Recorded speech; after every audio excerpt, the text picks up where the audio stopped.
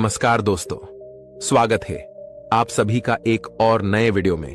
तो दोस्तों, आज की हमारी कहानी कहती है कि अहंकार एक विनाशकारी भावना है जो व्यक्ति को अंधेरे के रास्ते पर ले जाती है। यह व्यक्ति को अपनी कमियों को देखने से रोकता है और उसे यह झूठा विश्वास दिलाता है कि वह दूसरों से श्रेष्ठ है। अहंकारी व्यक्ति हमेशा दूसरों से बेहतर होने का दावा करता है और वह कभी भी अपनी गलतियों को स्वीकार नहीं करता है।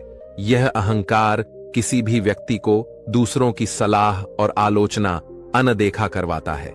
वह दूसरों की राय को सुनने के लिए तैयार नहीं रहता है और वह हमेशा अपने ही हिसाब से काम करना चाहता है, जिससे वह सीखने और सुधार करने के अवसरों से वंचित रह जाता है। अहंकार व्यक्ति को अकेला कर देता है, क्योंकि कोई भी व्यक्ति अहंकारी व्यक्ति के आसपास रहना पसंद नहीं करता है। अहंकार व्यक्ति को गलत रास्ते पर ले जाता है और उसे विनाश की ओर धकेल है। अहंकार के कई रूप हैं। यह अभिमान, घमंड और श्रेष्ठता के भाव के रूप में प्रकट हो सकता है। अहंकार व्यक्ति के जीवन में कई समस्याएं पैदा करता है। यह उसके रिश्तों को खराब करता है और उसे सफल होने से रोकता है।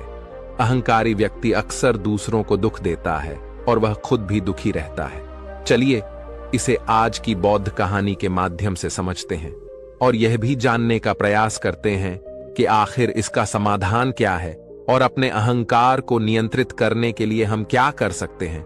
बहुत समय पहले की बात है। एक छोटा सा राज्य था। उस राज्य में एक व्यापारी रहता था जो बहुत अमीर था, जिसके पास किसी चीज की कोई कमी नहीं थी। उसके पास वह सारी सुख सुविधाएं थीं जो वह चाहता था। उसका एक पुत्र भी था जो अब युवा हो चुका था। उस व्यापारी के पुत्र ने अब तक अपने जीवन में कोई दुख नहीं देखा था। जो भी वह चाहता था वह व्यापारी उसे सब कुछ लाकर दे देता था, जिस कारण उसे अपने जीवन में किसी प्रकार के दुख का अनुभव अब तक नहीं किया था। उस व्यापारी के पुत्र के कई सारे मित्र भी थे। उसके पास अथाह संपत्ति थी, धन दौलत की उसके पास कोई कमी नहीं थी। लेकिन एक दिन अचानक वह व्यापारी बीमार पड़ गया और देखते ही देखते उसकी बीमारी ने उस पर पूरी तरह से पकड़ बना ली थी। वह व्यापारी अपने जीवन की आखिरी सांसें गिन रहा था। अब उस व्यापारी को यह प्रतीत होने लगा था कि वह नहीं बच पाएगा। उसका अंतिम समय आ चुका है। इसीलिए उसने अपने पुत्र को अपने पास बुलाया और उससे कहा, बेटा, तुमने आज तक केवल सुख ही देखा है। तुम्हें जो कुछ चाहिए था वह मैंने सब कुछ तुम्हें कर दिया, इसलिए तुमने आज तक दुख का अनुभव नहीं किया।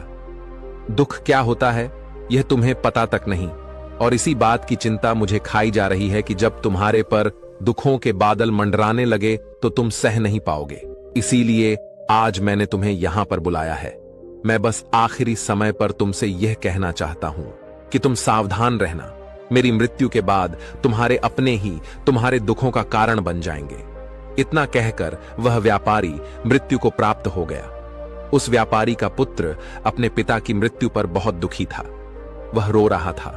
तभी उसके पास उसका एक मित्र आया और वह उसे समझाते हुए कहता है, मित्र, तुम रो क्यों रहे हो?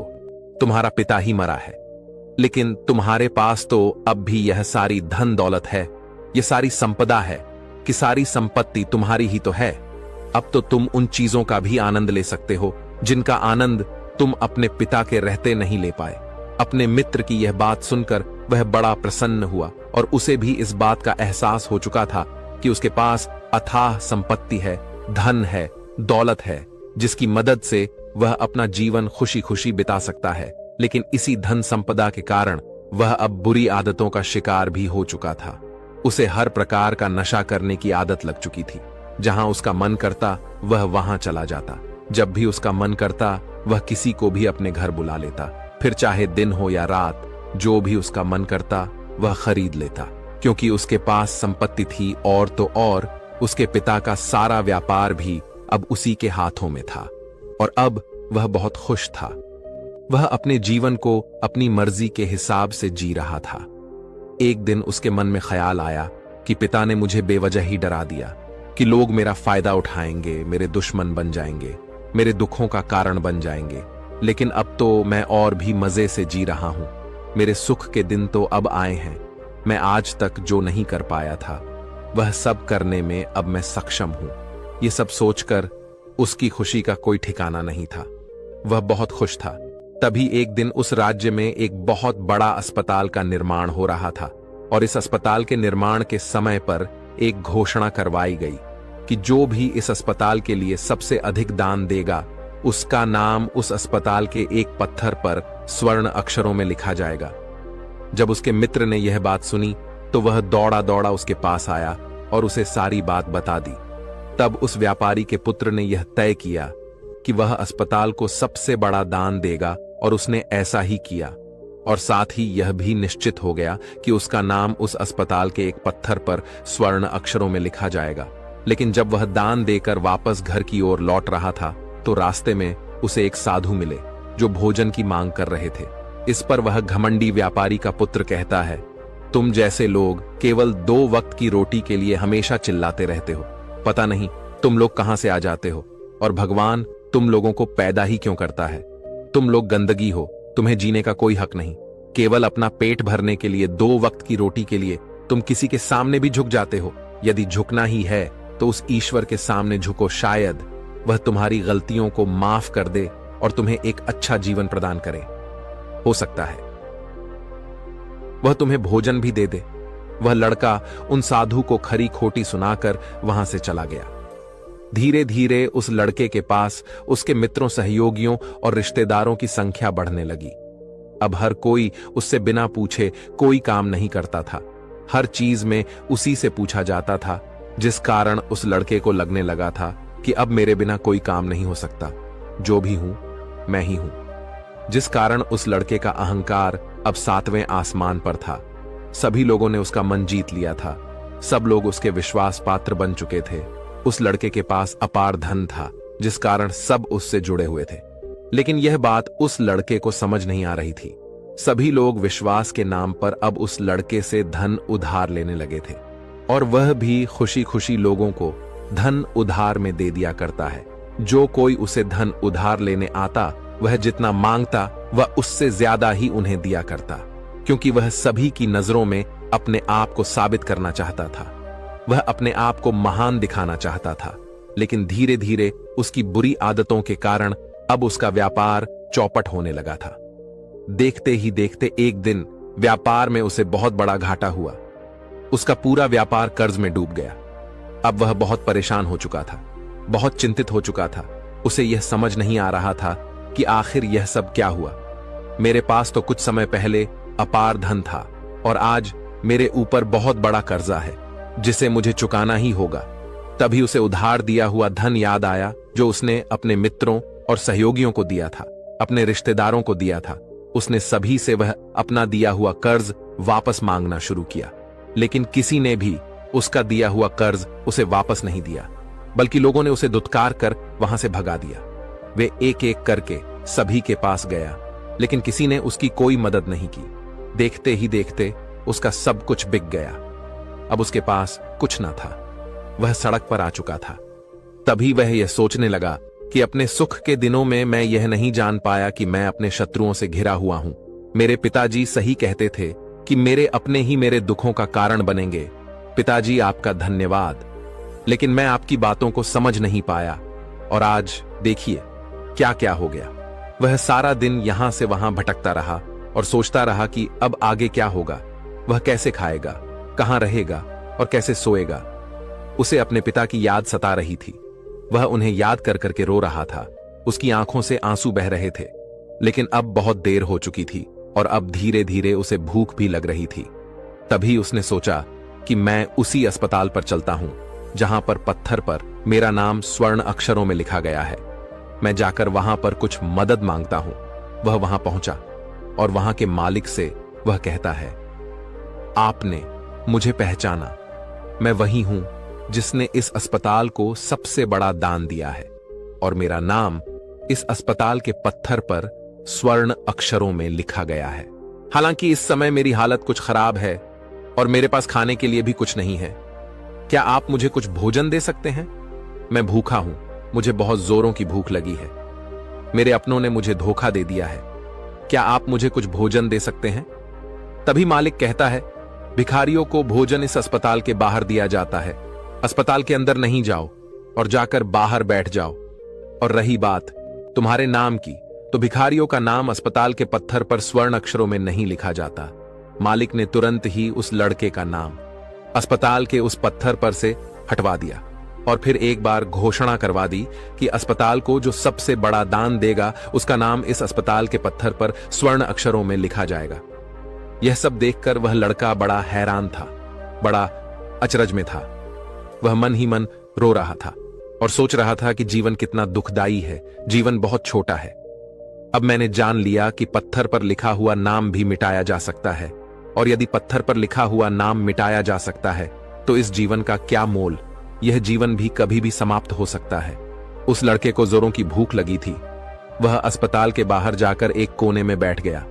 लोग आते रहे और भिखारी को कुछ ना कुछ दान देते रहे, लेकिन वह लड़का, उसकी हिम्मत ही नहीं हो रही थी कि वह भीख मांग सके, और ना ही वह उन भिखारियों में बैठना चाहता था। देखते ही देखते दोपहर से रात का समय हो चुका था, लेकिन अब तक उसे कुछ भी ना मिला था। लेकिन उसकी भूख बढ़ती चली जा रही थी और उसे जोरों की भूख लगी थी।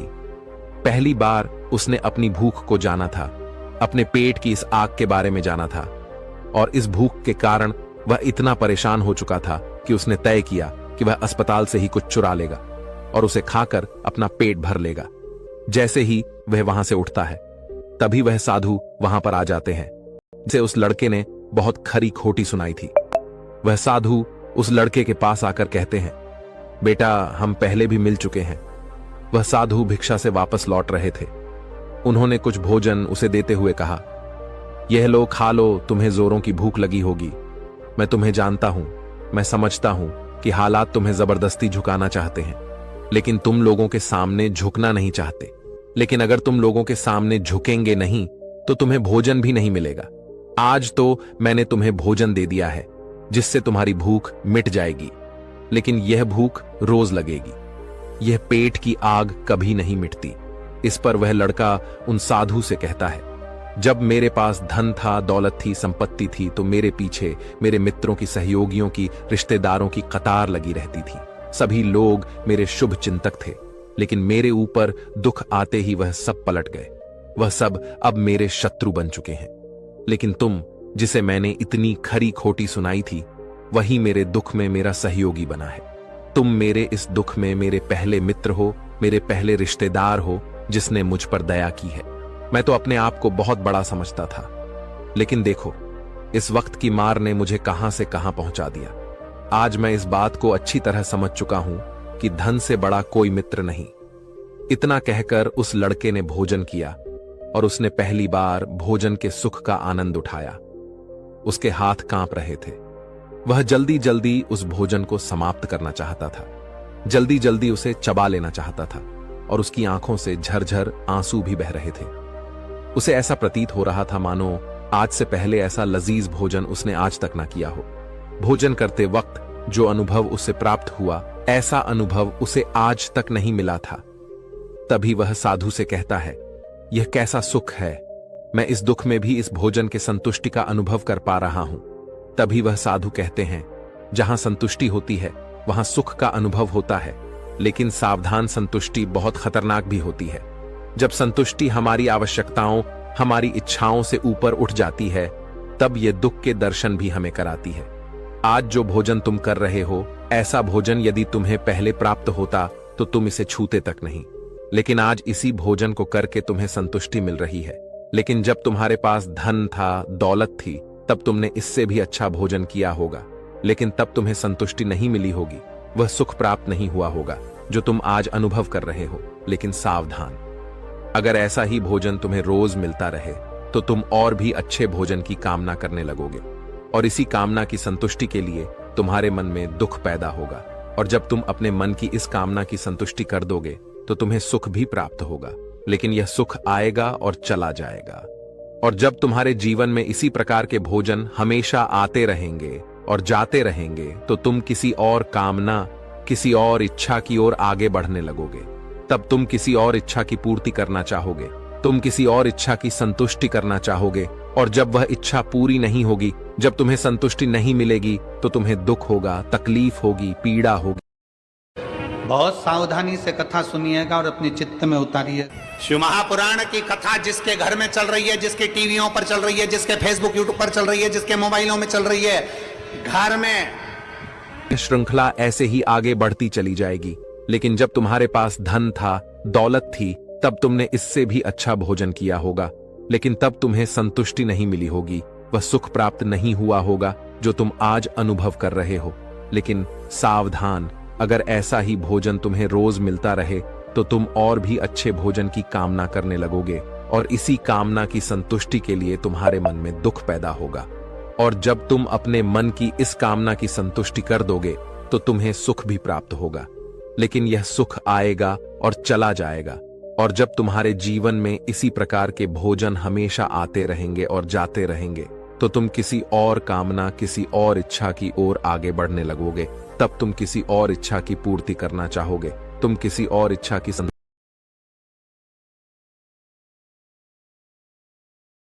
नहीं मिलेगी तो तुम्हें दुख होगा, तकलीफ होगी, पीड़ा होगी, और यह श्रृंखला ऐसे ही आगे बढ़ती चली जाएगी।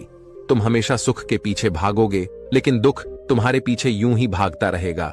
तुम सुख को पकड़ना चाहोगे तो तुम्हें पकड़ना चाहेगा। इसी प्रकार यह प्रक्रिया यूं ही निरंतर चलती रहेगी। तभी साधु अपने थैले में से एक सोने की थैली निकालकर उस लड़के के हाथ पर रख देता है। तभी वह लड़का उस साधु से कहता है, हे महाराज, आपके पास इतना धन कहां से आया? आप तो एक वैरागी हैं। तभी वह साधु उस लड़के से कहता है कि यह धन तुम्हारा ही है। उस दिन जब तुम मुझे खरी खोटी सुनाकर अपने घर की ओर आगे बढ़ रहे थे, तभी तुम्हारी जेब से यह सोने के सिक्कों से भरा हुआ थैला नीचे गिर पड़ा, और मैंने इसे उठाकर अपने पास रख लिया, ये सोचकर कि जब तुम मुझे मिलोगी तब मैं इसे तुम्हें लौटा दूंगा। लेकिन उस दिन के बाद से आज तुम मुझे मिले हो, इसलिए मैं तुम्हें इसे लौटा रहा हूं। ले लो, यह तुम्हारा ही है। इस पर वह लड़का कहता है, हे महाराज, इसी धन के लिए तो मुझे मेरे मित्रों ने, मेरे सहयोगियों ने, यहां तक कि मेरे रिश्तेदारों ने भी मुझे धोखा दिया। लेकिन आप वो पहले शख्स हैं जो मुझे यह धन लौटा रहे हैं, और वहीं पर जो मैंने धन, जो कर्ज मैंने अपने मित्रों, अपने सहयोगी, अपने रिश्तेदारों को दिया था, अपने बुरे समय पर जब मैंने उनसे मांगा तो उन सभी ने वो धन देने से मुझे मना कर दिया। कईयों ने तो मुझे खरी खोटी सुनाकर अपने घर से धक्के मारकर निकलवा दिया। लेकिन आप महाराज, वह पहले शख्स हैं जिन्होंने मेरे इस बुरे समय पर मेरा साथ दिया है। मेरा धन मुझे वापस लौट आया है। मैं आपकी सहायता के लिए आपका आभारी हूं। मैं इस धन से अपना व्यापार फिर से शुरू करूंगा और इस व्यापार को नई ऊंचाइयों तक ले जाऊंगा। तभी वह साधु उस लड़के से कहते हैं, हमें कोई दुख नहीं देता, बल्कि दुख के कारण तो हम स्वयं ही होते हैं। हम स्वयं ही खुद को धोखा देते हैं। सुख में हम भ्रमित रहते हैं। हमें यह पता नहीं चलता कि हम सही कर रहे हैं या गलत, और इसी प्रकार हम एक माया जाल में फंसते चले जाते हैं, क्योंकि सुख में हम अपनी आंखें बंद करके बस उस सुख का आनंद लेते हैं, और हम किसी चीज की तरफ ध्यान नहीं देना चाहते। हम नहीं जानना चाहते कि जीवन मीठा है तो कड़वा भी है, सच है तो झूठा भी है। सुख में हम केवल अपने अहंकार को बढ़ावा देते हैं। अहंकार व्यक्ति को गलत रास्ते पर ले जाता है और उसे विनाश की ओर धकेल है, व्यक्ति को अंधा बना देता है। इसी के विपरीत अगर हम देखें तो विनम्रता एक ऐसा गुण है जो व्यक्ति को सफलता की ओर ले जाता है। यह उसे दूसरों से सीखने में मदद करता है और उसे अपनी कमियों को स्वीकार करने की शक्ति देता है। अहंकार का त्याग कर विनम्रता को अपनाना ही सफलता और खुशी का मार्ग है। विनम्रता हमें अपनी कमियों को स्वीकार करने और उनमें सुधार करने की शक्ति देती है। यह हमें दूसरों से सीखने और उनके अनुभवों से लाभ उठाने के लिए प्रेरित करता है। विनम्र व्यक्ति दूसरों का सम्मान करता है और उनके विचारों को महत्व देता है, जिससे वह एक अच्छा मित्र और सहयोगी बन जाता है, और वह कभी भी किसी को नीचा नहीं दिखाता है। इसलिए अहंकार से बचना चाहिए और अपने अंदर विनम्रता का भाव रखना चाहिए। अहंकार और विनम्रता के बीच का अंतर एक कहानी के माध्यम से समझा जा सकता है। तभी इस पर वह लड़का कहता है, आप ठीक कहते हैं। जब मेरे पास धन दौलत थी, संपत्ति थी, तब मैं अंधा हो चुका था। मैं किसी चीज पर ध्यान नहीं देता था। मैंने उसे अपने इन दोनों हाथों से लुटाया है, और आज जब वह मेरे पास नहीं है तब मुझे उसके जाने का एहसास हो रहा है। और अब जबकि मैं इन दुखों से जूझ रहा हूं, तब जाकर मेरी आंखें खुली हैं। विनम्रता हमें अपनी कमियों को स्वीकार करने और उनमें सुधार करने की शक्ति देती है। यह हमें दूसरों से सीखने और उनके अनुभवों से लाभ उठाने के लिए प्रेरित करता है। विनम्र व्यक्ति दूसरों का सम्मान करता है और उनके विचारों को महत्व देता है, जिससे वह एक अच्छा मित्र और सहयोगी बन जाता है। और वह कभी भी किसी को नीचा नहीं दिखाता है। इसलिए अहंकार से बचना चाहिए और अपने अंदर विनम्रता का भाव रखना चाहिए। अहंकार और विनम्रता के बीच का अंतर तुम्हारी कहानी के माध्यम से समझा जा सकता है। तभी इस पर वह लड़का कहता है, आप ठीक कहते हैं। जब मेरे पास धन दौलत थी, संपत्ति थी, ध्यान नहीं देता था। मैंने उसे अपने इन दोनों हाथों से लुटाया है और आज जब वह मेरे पास नहीं है, तब मुझे उसके जाने का एहसास हो रहा है। और अब जब कि मैं इन दुखों से जूझ रहा हूं, तब जाकर मेरी आंखें खुली हैं। तभी मैं यह भी जान पाया कि कौन मेरे साथ है और कौन मेरे खिलाफ। और यह जो